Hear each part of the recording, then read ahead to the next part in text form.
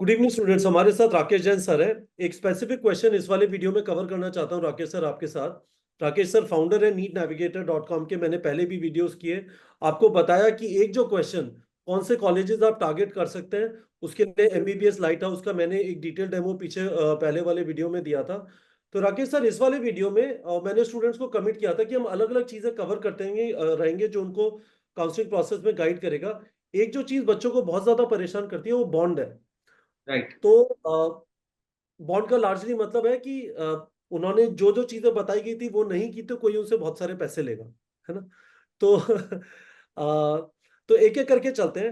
ठीक है। तो तो राकेश जी मुझे एक चीज बताइए, ये जो गवर्नमेंट कॉलेज है, जनरली स्पीकिंग, तो आप कह रहे हो दो बॉन्ड्स होते हैं। डिसकंटिन्यूएशन बॉन्ड को एक बार डिस्कस कर लेते हैं, क्योंकि मैं डिसकंटिन्यूएशन को स्पेसिफिकली इसलिए डिस्कस करना चाहता चाहता था। काफी सारे बच्चों को इस साल वो कॉलेज मिलेगा जो उनका प्रेफरेंस नहीं है। वो एक्सपेक्ट कुछ कर रहे थे, कम से कम वो एक्सपेक्टेशन नीट एग्जाम के दिन कुछ बन गई थी, और रिजल्ट के दिन वो सिग्निफिकेंटली डिफरेंट हो गई है ना। तो ऐसा हो सकता है काफी सारे लोगों को एक अच्छा कॉलेज ना मिले। नॉर्थ से हूं मैं, साउथ नहीं जाना चाहता था, साउथ में मैंने कॉलेज ज्वाइन कर लिया और मैं छोड़ना चाह रहा हूं। मैंने साथ में चुपचाप थोड़ी बहुत तैयारी की, आई एम रेडी, मैंने नीट एग्जाम दिया, I got very good score. तो उस केस में डिसकंटिन्यूएशन की कॉस्ट का इज इट क्लियरली मेंशन्ड, पूछा जा सकता है किसी से बिफोर टेकिंग एडमिशन, या फिर आप भगवान भरोसे हो? There is no migration possible now. कोई भी किसी भी हालात में अब वो आप कॉलेज माइग्रेशन नहीं ले सकते। अब समझ गए। तीसरा पॉइंट जो इंपॉर्टेंट है, जो आपका इस कंटेक्स्ट को अंडरस्टैंड करने के लिए हेल्प करेगा, वो ये है कि actually when we talk about the discontinuation as well, then actually discontinuation has two elements. One is the penalty, second is the entire continuation of your NEET preparation. Because जब आप 12th के बाद अगर 1 साल 2 साल तैयारी करते हैं तो आपको एक गैप ईयर एफिडेविट देना पड़ता है। आपको ये बताना पड़ता है कि जी मैंने 2 साल 1 साल 3 साल तैयारी किया और मैंने किसी भी क्लिनिकल कोर्स में एडमिशन नहीं लिया। अब उस केस में आप क्या करने वाले हैं? क्या आप ये रिफ्लेक्ट करेंगे कि जी हमने एडमिशन लिया और हमने छोड़ दिया? Many states they have very explicitly mentioned कि अगर आपने कहीं पे भी किसी पिछले सालों में एमबीबीएस या इस तरह के कोर्सेज में एडमिशन लिया है, हम आपको काउंसलिंग के लिए एलिजिबल नहीं मानेंगे। So there are two aspects. One is you are talking about penalty for leaving a course. Second is eligibility for participation into the counseling next year. तो So राकेश, आप स्पेसिफिकली बताइए, आर यू सेइंग कि यदि मैंने किसी MBBS seat, and it might be applicable to BDS and BMS and all those Ayush courses as well, आप ये कह रहे हैं there is a risk that you might get disqualified for future MBBS counsellings? yes,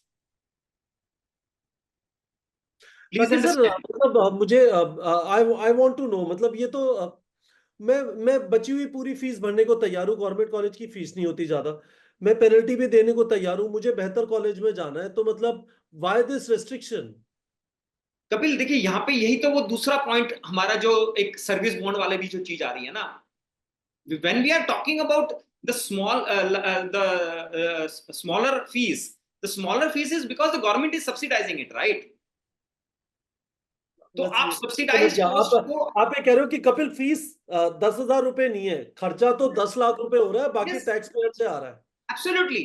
तो and effectively जो, government is investing to build the health infrastructure. तो असलियत में तो आपसे 10 लाख रुपए लेने चाहिए। आप ये मत बोलो कि मैं 10,000 मल्टीप्लाइड बाय 5 और जो भी 25, 30, 50 हजार की पेनल्टी होकर निकल जाऊंगा। नहीं, वैसे नहीं है। You are wasting a seat. एक डॉक्टर जो इस देश को मिल सकता था वो नहीं मिलेगा, और यस गवर्नमेंट ने तो उसके लिए एक्सपेंडिचर एलोकेट कर दिया था। एब्सोल्युटली। आप सोचिए, this look at the kind of, see that is the only reason supreme court, honourable supreme court was so categoric on that fact कि no MBBS seat should go vacant, right? Because they know what is the kind of investments that go into making any doctor. It is very easy to say कि हाँ जी 100 डॉक्टरों की जगह आप 200 doctor वहां पे seat बना दो।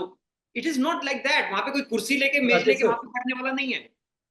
मैं आपसे फिर भी स्पेसिफिकली पूछना चाहता हूँ, this is a specific situation which will happen. We have seen students leave there earlier college and join somewhat of a better college, at least जो अजम्पशन होता है कि ये वाला कॉलेज इसके बेहतर है। तो उस सेंस में मेरा सवाल ये है स्टूडेंट यदि उस चीज को जानना चाहता है तो जो भी उसने कॉलेजेस आइडेंटिफाई किए हैं, is there a way to find out कि डिसकंटिन्यूएशन की क्या पेनल्टी, क्या कॉस्ट है, या वो यस, कहीं लिखा नहीं होता? नहीं लिखा होता है। जो काउंसलिंग का प्रोस्पेक्टस या इंफॉर्मेशन बुलेटिन या गैजेट नोटिफिकेशन जो भी रिलीज होगा, उसमें discontinuation as well as service के बारे में पूरा डिस्क्रिप्शन होगा। कोई कॉलेज भी, वाइज या overall? please understand, this is not the prerogative of the college, this is a prerogative of the state, this is a prerogative of Director General of Medical Education. So it is decided at the state level. So all the government colleges of that state will be governed by the same principle.